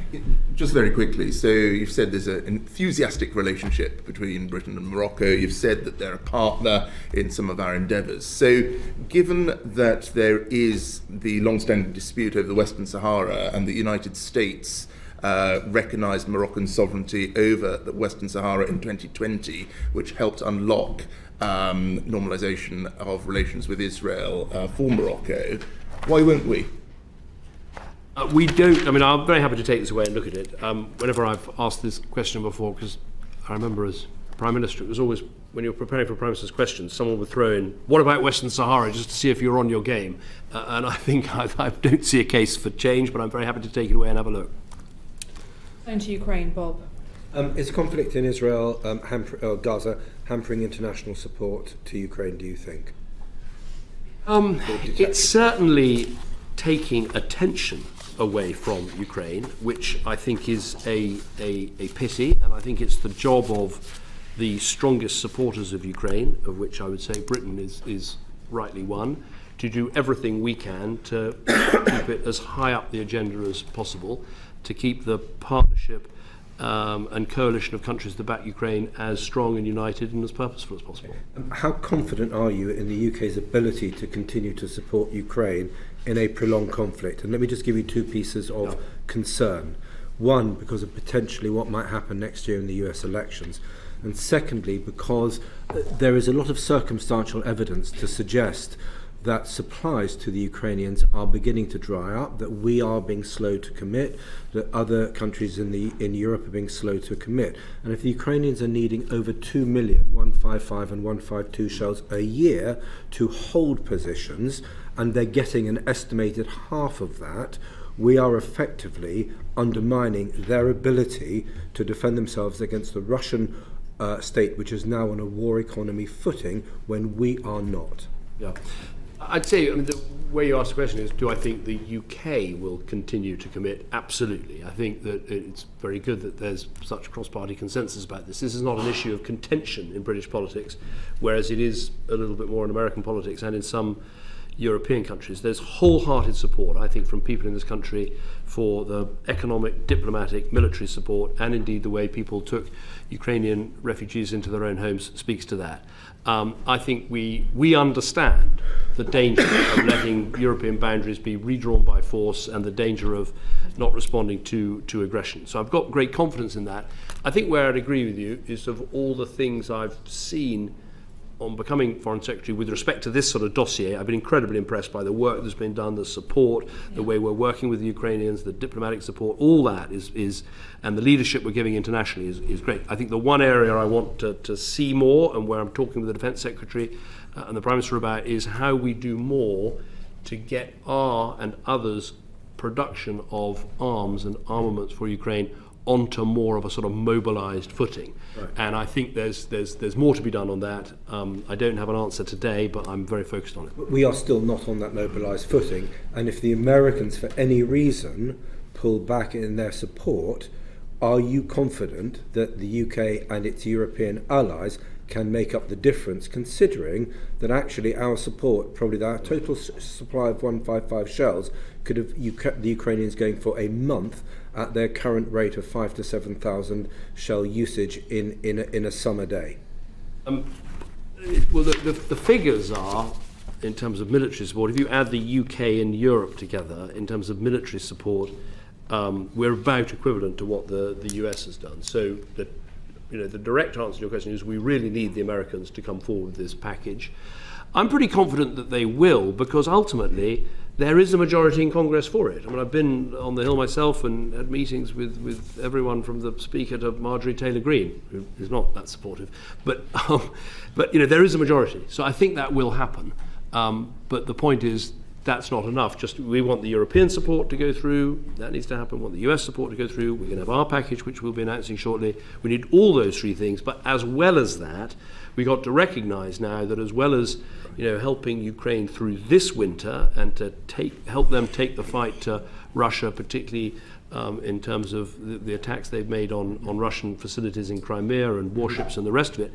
As well as that, we need production on a more industrialised Before we go on to footing. the next question, can I just ask for greater clarity from the FCO and the Defence and the Ministry of Defence about our level of supply, but also greater clarity over the European Union's level of supply?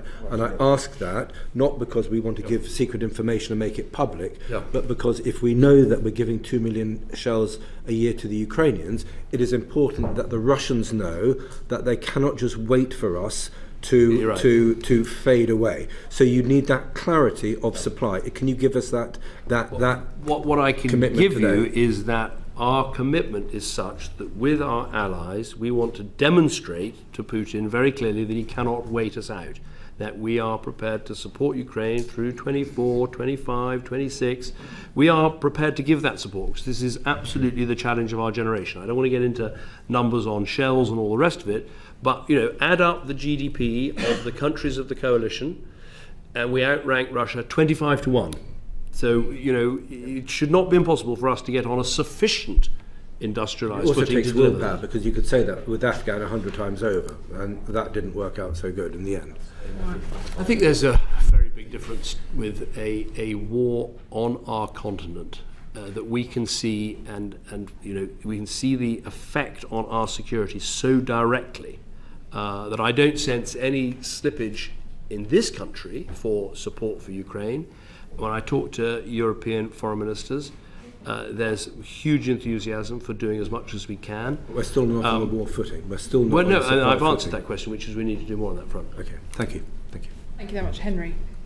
Foreign Secretary, thank you for appearing before us. Turning to a different part of the globe, the British Indian Ocean Territory, you'll be aware that negotiations have been going on between London and Port Louis for just over a year now on future sovereignty.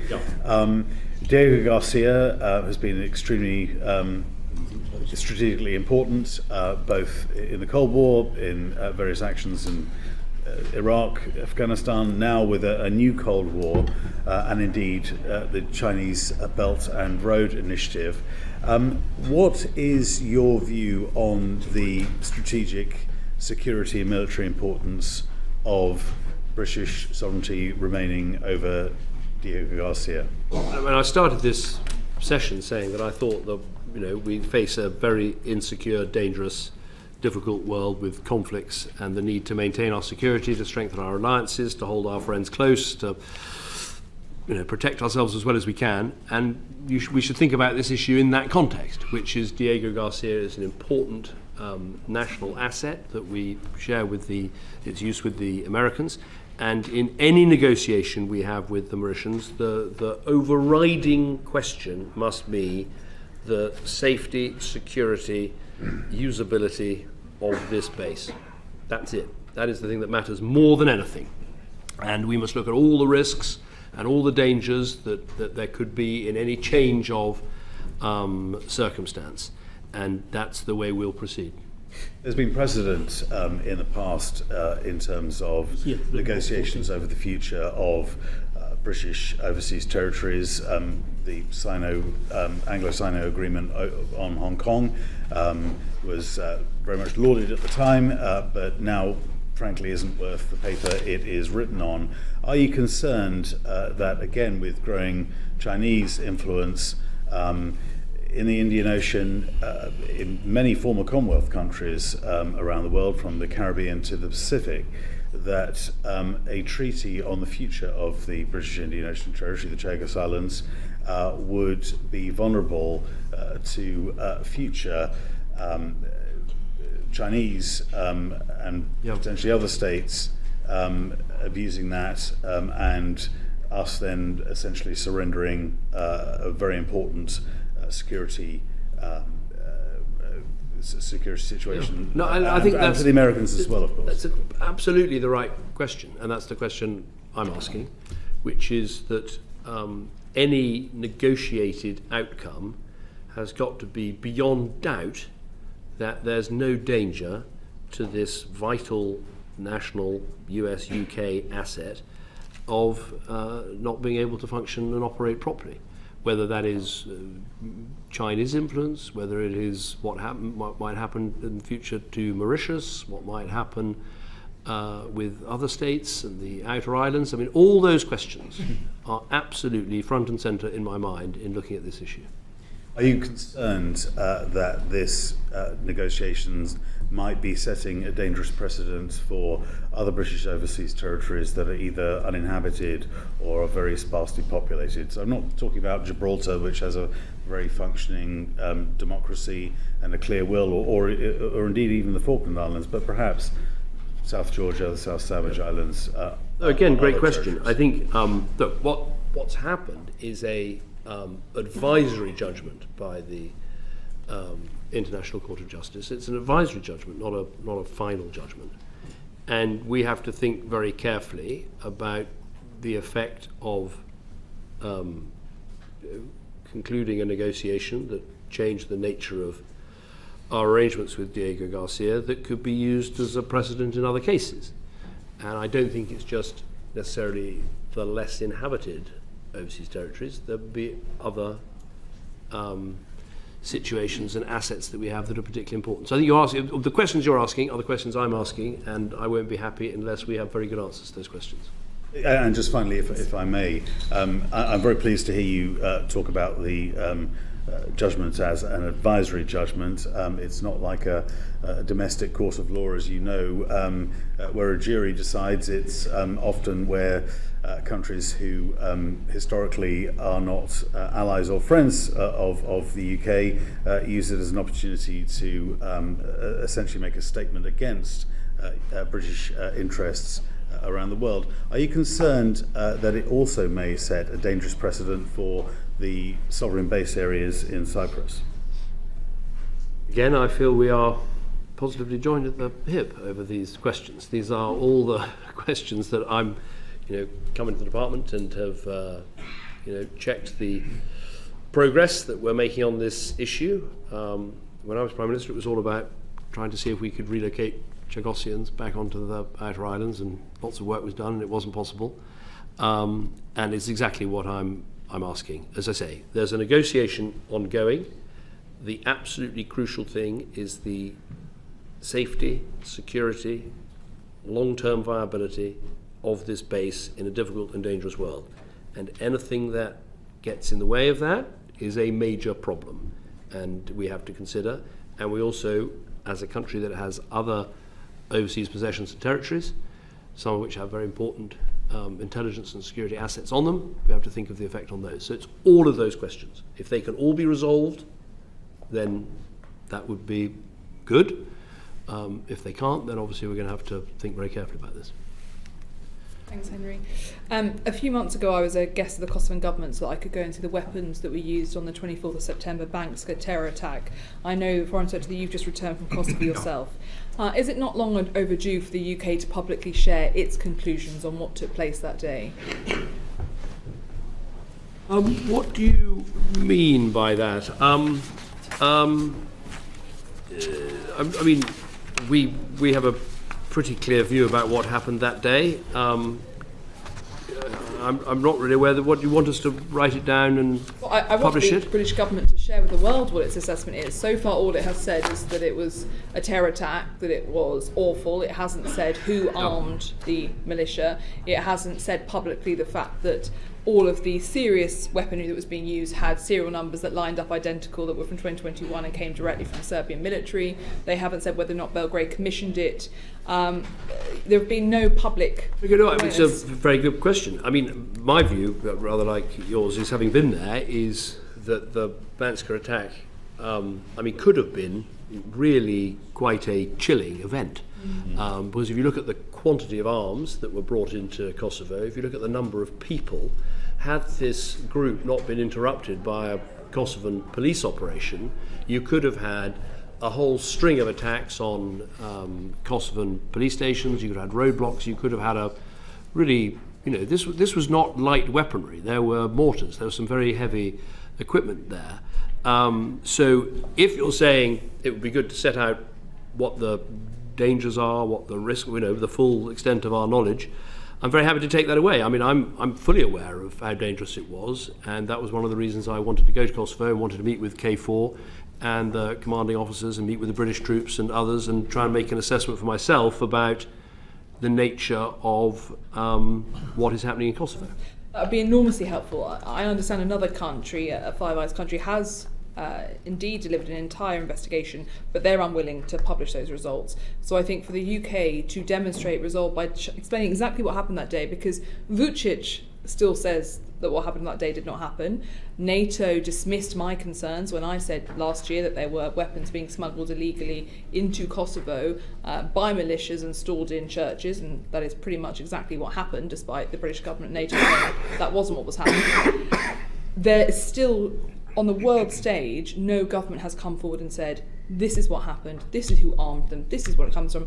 But actually, I'm less interested. Well, the truth matters, and we know in the Balkans there's a lot of effort taken to dismiss the truth and rewrite the truth. But I'm interested in why there's been no response from the EU and the US in particular, who have, the EU's put negative measures on Kosovo. There is an incredible imbalance in fairness in the way in which Kosovo is being treated.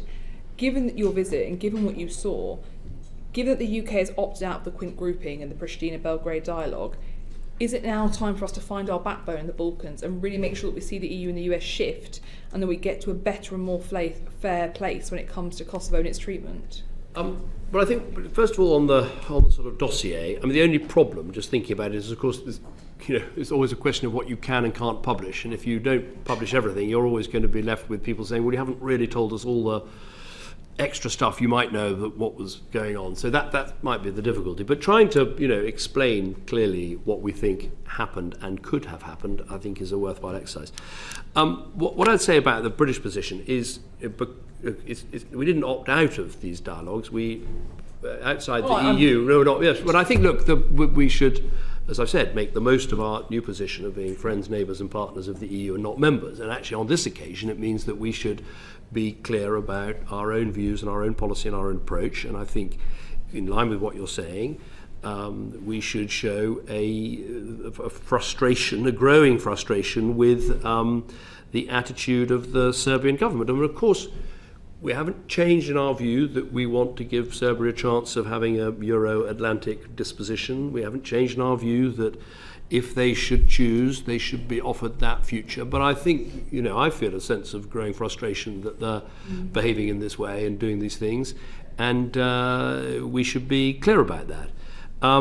As for why the EU and the US aren't, whether they're feeling that frustration, I don't know. You'd have to ask them. I sense from the conversations I've had that there is a frustration because they recognise that Bankska was a moment of great danger. One of the things I was struck by while there was that, sort of standing back from this, I would say that my sense is that the posture of the West when it comes to Kosovo and the Western Balkans more generally is sort of set in a time before Russia's invasion of Ukraine, and we need to think a lot about what's changed because, of course, Russia wants to do more to destabilize the Balkans, wants to do more through its proxies, including Serbia, wants to make this area and countries like Moldova less safe, and so we should be raising our game about what we can do to combat that. So I think our policy is, I would say, hard-headed, realistic. Lord Peach, Stu Peach, as you know, my former CDS, went to Serbia, discussed all these matters with Vučić in a pretty frank way. And we should continue to do that. Our patience should wear rather thin. I have to say it's an enormous relief to hear that, because that has not been, Britain has not displayed a muscular policy when it has come to this, even when Vučić again threatened British politicians. Serbia has been given a chance. Just very briefly before we move on, Serbia held its elections before Christmas. We had a vague tweet from the Minister for Europe saying there might be some concerns here. We then saw last week a leading Serbian politician kidnapped beaten brutally because he went to lay flowers on the grave of an Albanian girl who was murdered by Serb forces. The brutality against him was really quite severe, and yet I've heard nothing from our Minister for Europe. What is your position on the current status of democracy in Serbia, and particularly that politician? Well, first of all, I mean, we've called on for Serbia to investigate and act quickly on reports of serious election irregularities and to implement the recommendations of the OSCE and others. We share the concern of others about the way the elections were run. On the case of Nikola Sandilovic, we're aware of the reports. We've asked for more information. I mean, it does sound extremely concerning. And I want to be fully apprised of the facts of the case before reacting. But I'll take away that point. I think I'll wait to hear. And I would say that the politician has said that the person who participated in his beating was the same man who led the terror attack against Kosovo, who then escaped to Serbia and still lives freely in Serbia. Yes, I'm aware of that. Brendan. Thank you, Chair. Can I just take us to the arbitrary detention of British nationals? And my first question would be, how will your approach differ to securing the release of UK nationals who are arbitrarily detained overseas? How will that be different from any of your predecessors? Well, I'd like to sort of take a step back. I mean, I have a huge sort of concern about this issue, which is came originally, just so where I come from. When I was Prime Minister, of course, we had the sorts of problems you're referring to, but we also had the terrible terrorist hostage kidnaps. And it's the most heartbreaking thing you have to deal with as a Prime Minister when you've got British citizens taken hostage, brutally murdered in the desert, and families desperately wanting help. And so I know that's different to what you'd call state hostages, but it made me think a lot about how do we handle these issues, both in a way to make sure we're as effective as we possibly can be at, getting people out of detention, getting people home, helping hostages, finding when terrorists have taken hostages and trying to get those hostages back. What's the best we can do, plus what is the best way of reassuring family members and others that the system is really working for them. And so this is sort of a long-winded answer, but where I've got to, because I've read your report and we haven't sort of replied to it because I want to think about it more. And I think where I've got to, but I'd be very interested in your views, is that the advantage of this sort of American system of having a sort of outside person is I think it is very reassuring. It's sort of reassuring to the families. There's this person, it's the hostage person, it's the prisoner person, that's good.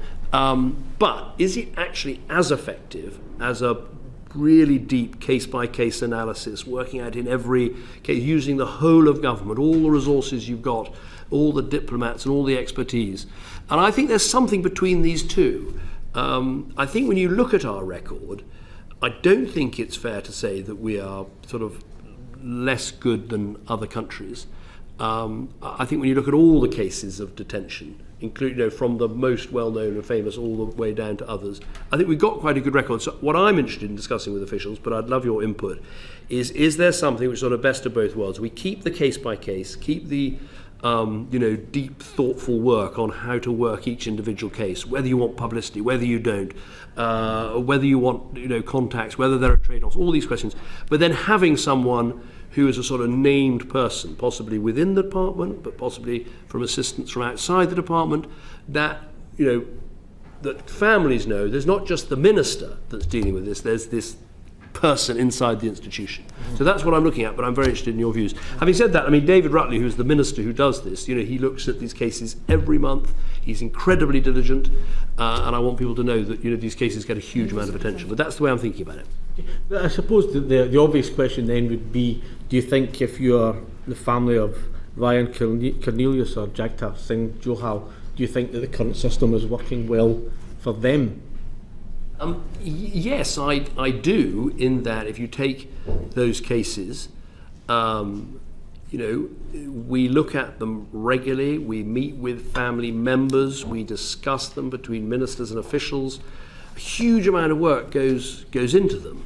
But could we do more to make the system a bit more visible and transparent to them in the way that I'm suggesting? Maybe that would help. Mm-hmm.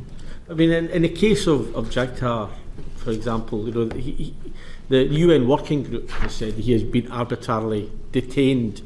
And I suppose the question is, why is the government not calling for his release while at the same time robustly asserting its right to provide him with ongoing consular assistance? Well, we've looked at this case, and Philip's been dealing with it for longer than me, so he might want to speak to it. We've looked at this case and worked out that that is the right thing to do. And that's the right focus to have. But we're very happy to, and I'm happy to, meet with family members and explain why we've reached the conclusion we have. But that's the strength of the case by case.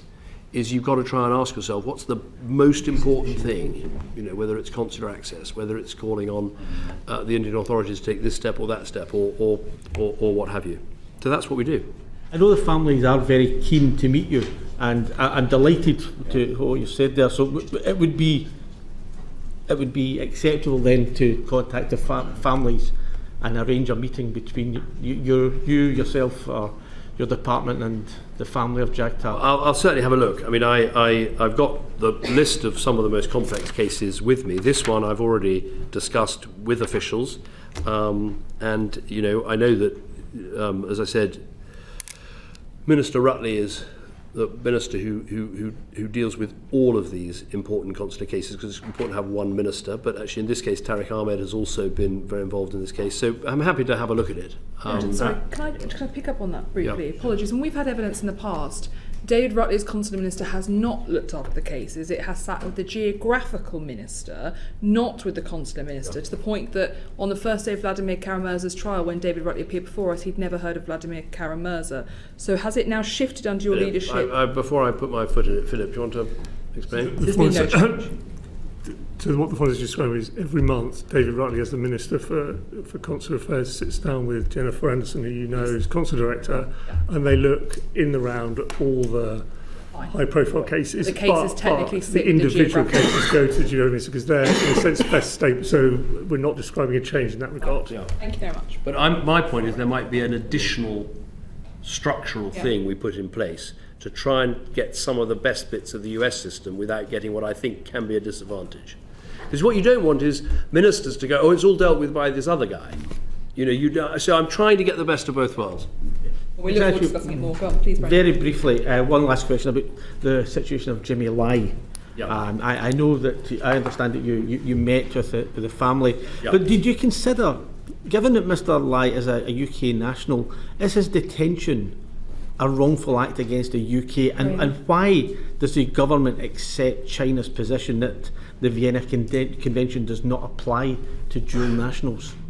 Well, what we've said with this case is that we think China should repeal this law. This is a political trial, and they should release Jimmy Lai. On the issue of whether we refer to something specifically as arbitrary detention, there's a whole sort of complex set of legal arguments about whether you should or should not, in each case, do that. I'm very happy to write to you about it because I don't want to mislead you in any way. But the most important thing is we're saying scrap the law, end the trial, release him. Thank you. Perfect. Well, did you want to come in briefly? Yeah, just on the Jimmy Lai thing. I mean, and the Vladimir Kara-Murza thing. These are very, very basic sort of, very basic black and white, right and wrong. And the UK does seem to have a bit of a reputation of not kicking off enough in defence of its nationals, whether they're dual national or not. And Jimmy Lai has never been a Chinese citizen. We have a reputation for slightly soft peddling rather than kicking off in defence of our people who are political prisoners elsewhere in the world, including Jimmy and Kara-Murza in particular. I mean, I don't think that's fair, but I mean, I kind of know exactly. I mean, I used to worry about this a lot and always was kicking the tyres as Prime Minister. I'm doing that again as Foreign Secretary. I think the point is you've got to ask what actually works. And so my instinct is always sort of go in, size 10's blazing. We've got to make a fuss about this. We've got to do more. But then you've got to listen to the officials. And it might not change your mind, but it might, because it might be that there's some important ways that we think we might get this done if we make this argument rather than that argument. And so I just don't fall into. I mean, I think let's look at the facts and figures. So fair enough. In what way has that helped either Jimmy Lai or Vladimir Kara-Murza? Well, in those cases, we haven't yet met with success. I'm arguing, though, my argument, and I was talking actually to my predecessor about this morning, because if you look at the whole set of detained people and look at, does Britain do okay on this? I think the picture is a better one. But I feel this is the Prime Minister who was PM when Nazanin Zaghari-Ratcliffe was originally taken. We've got to permanently kick the tires and ask ourselves, have we done the right thing? Have we raised the right arguments? Have we used the right level of publicity? Have we intervened at the right level? Have we intervened often enough? What works? These are the questions we've got to ask. But I'm a bit like you, but there's a danger of falling into the trap of just thinking if you shout and beat your fist, you get the results. I think it's always worth having that conversation with people who spend a lot of time thinking about it to work out what's best. Ryan, please. When you were Prime Minister, Foreign Secretary, you and George Osborne and others, it wasn't a party political issue, had a very optimistic view of China's developing role in the world. I think it's fair to say that. It's no longer, I think, possible to sustain that optimistic view. How do you see the government's policy in regards to China developing as it becomes more aggressive and hostile? I think, Graham, you put the question in exactly the right way, which is, a lot has changed. I think in 2010, the greatest priority for the government was to get the economy growing, to get investment into the country, to get our exporters exporting and all the rest of it. And there seemed to be an opportunity to have a better relationship with China, and we achieved that. And there were some good wins on trade and investment and what have you. But a lot has changed since then. We've had the situation with the Uyghurs, we've had the situation with Hong Kong, we've had the wolf warrior diplomacy. We've had a China that is a lot more assertive and aggressive in lots of different ways. I think where the government policy is, which I agree with and was keen to sign up and join the government on this basis, that we have the protect, the align, the engage strand, and every one of those is important. And I think we need to keep moving on all of them. Protect, things like the National Security Act, the National Security Investment Act, getting Huawei out of telecommunications equipment. That's important. There may be other things we need to do. The align, working with other partners in the G7 and elsewhere, many of whom at the moment actually have a more engaged relationship with China. Working with them to align, I think, is important. But the engaged bit is important. This is still a fifth of humanity. We're not going to solve climate change without talking with the Chinese. We're not going to try and work out the rules of the road on AI without at least engaging with the Chinese. So I think that's how the policy should go. And it's challenging because there are a lot of issues between us at the moment, but that's what diplomacy is all about. Can I ask you a very specific question and then make a general point? You mentioned Hong Kong. Do you think those Chinese officials that are, generalising, repressing democracy, imprisoning pro-democracy activists and trade unions, do you think we should apply Maginski sanctions to them? And secondly, you very fairly say we need a tougher policy towards China. Do you think my impression of the department is it is still operating to the old policy rather than a new policy? And you mentioned Huawei. There was an enormous amount of resistance within the department to getting Huawei out of our system. When the Chinese consulate in Manchester beat Manchester citizens up on the streets of Manchester, there was a resistance from the department from taking official action. They let them quietly sneak out of the country. So I'd just be interested in your comments on that. I'm going to defend my civil servants. I would say I'm not sure they ever fully adopted the George Osborne, David Cameron policy. So maybe you might find some consistency there. I think look, what matters is getting the right results, and the situation with regard to Manchester. I'm sure Philip would, before my time, but would say, look, ultimately they're out of the country, and there wasn't a massive tit for tat with a whole bunch of British diplomats being sent home, so we got the result that was necessary.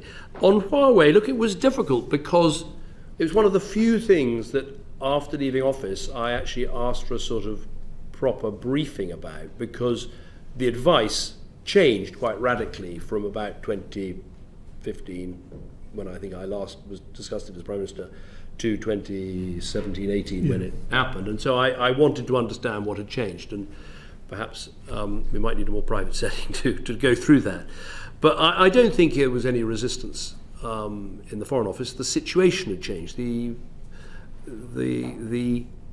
What the Americans were doing had changed. That didn't necessarily mean we had to just follow the Americans because they're allies. It actually changed the nature of Huawei's business in Britain, if I can put it that way.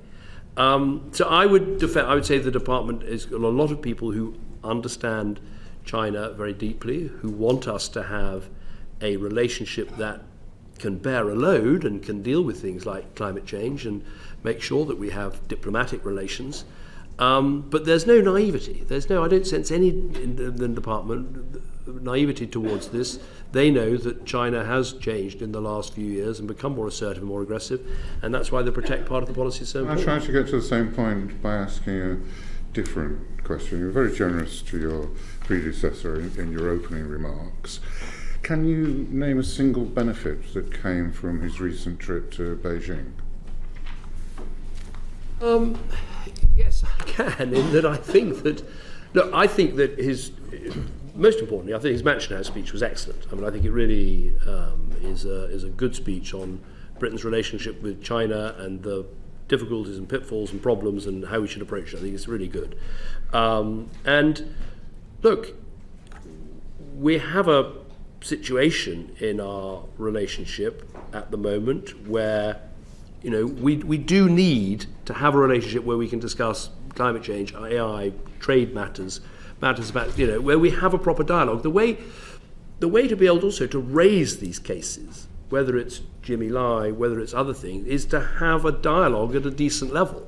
I'm going to push you for a benefit because I need to bring in Brendan. Okay, but so any benefit, yes, I think things probably would be worse without it. That's a very Sir Humphrey answer. I'm going to apply for your job in a minute. But I mean, I think that's true. We've got all sorts of disputes, including about their embassy and our embassy. I mean, it would be much worse without it. Please.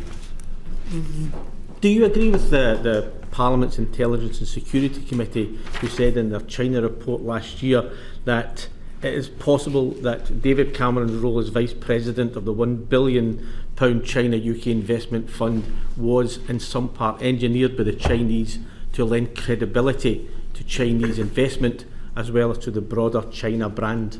Well, I might if it had ever happened, but there was no fund, it never got going, it never started, and it never happened. So this is a bit like the blind man in the dark room looking for the black cat that isn't there. You said right at the beginning that China is incredibly aggressive. Now, was that in reference to things like the partner countries in the Belt and Road Initiative who are unable to pay their loans, have their critical national infrastructure taken in lieu of payment? Is that what you were referring to about that aggression? I think they're certain in lots of different fora, whether it is what they in the South China Sea, or with respect to Taiwan, or in the dome of cyberspace, or what have you.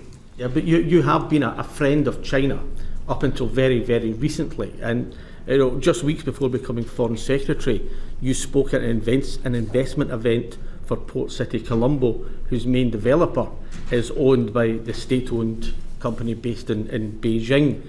Do you regret that now, particularly given that, as I understand it, that port is now in the hands of the Chinese government? No, I mean, I did that. I mean, like many former Prime Ministers, I was worked with Washington Speakers Bureau, and this opportunity came up, and I did it as a friend of Sri Lanka. Actually, the Sri Lankan President, Ranil Wickremesinghe, when I was there on holiday, I met with him and I went and had a look at Port Colombo, and his view was that this was something, having taken over from the Rajapaksas, the less said about the better, this was something he was keen to support and keen to make progress with. And so when this opportunity came up, I thought it was a sensible thing to do. But that was only, 4 months ago, shortly before taking this job, where you're now seen as being quite hawkish on China. But weeks before taking this job, you were actively promoting Chinese investment in Sri Lanka. Actively promoting Sri Lanka. Well, right. So the British, as I understand it, our High Commission in Sri Lanka, has facilitated British businesses to go and look at Port Colombo and have a look at whether they ought to invest in it. I mean, if you take a step back, what is Port Colombo about? Fundamentally, I think Dubai, with the DIFC, the Dubai International Financial Centre, did build a very effective way of attracting international businesses into a country, principally by having British law and British judges making judgments about land and building and title and the rule of law and all the rest of it.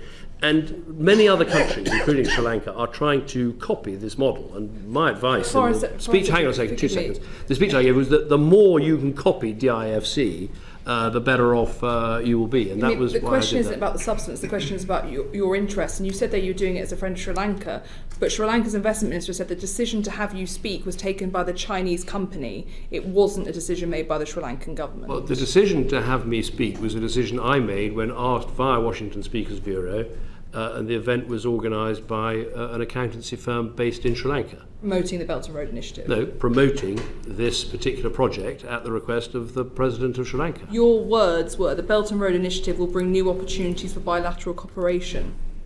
I don't know where you're quoting that from. I mean, Belt and Road Initiative projects. The 2018, after a dinner with President Xi Jinping, you released a statement that said that. Well, you're now taking something from 2018 and no, applying I know, but it the point stands in terms of your views. Yeah. No. Well, I've explained exactly what I was doing, why I was doing it. I think these DIFC's type developments are a sensible thing, but the more countries can make them like the DIFC, the better they will be. Henry, I'm sorry. Go on, Brendan, go on. Do you regret doing it? No. Henry. BGI is a Chinese state genomics firm that is harvesting information.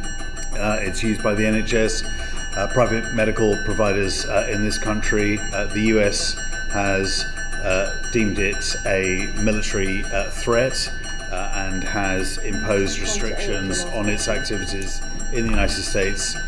Do you think that the UK government should do likewise? I would have to go away and look at it, and I should sort of declare an interest, which is after leaving office I did do some work with Illumina, which is the company that does genome sequencing, which is BGI's major competitor. So I don't want to give you a flip answer, but I remember when I was working with Illumina, they had a number of concerns about BGI, and I'm very happy to go away and have a look at it. With apologies, colleagues, last question to Royston. The Foreign Secretary, if everything's a priority, then nothing is. However, our priorities as a country ought to be where we can leverage the most influence, and that would be Yemen with the Houthis because of Iran, but similarly, Lebanon. What's our strategy on Lebanon? I mean, it's in an awful state. What is the UK strategy for Lebanon? Our strategy in Lebanon is to work with the Americans and the French principally, because they have huge interests and expertise and commitments there. And our interest is to try and help Lebanon put together a functioning government.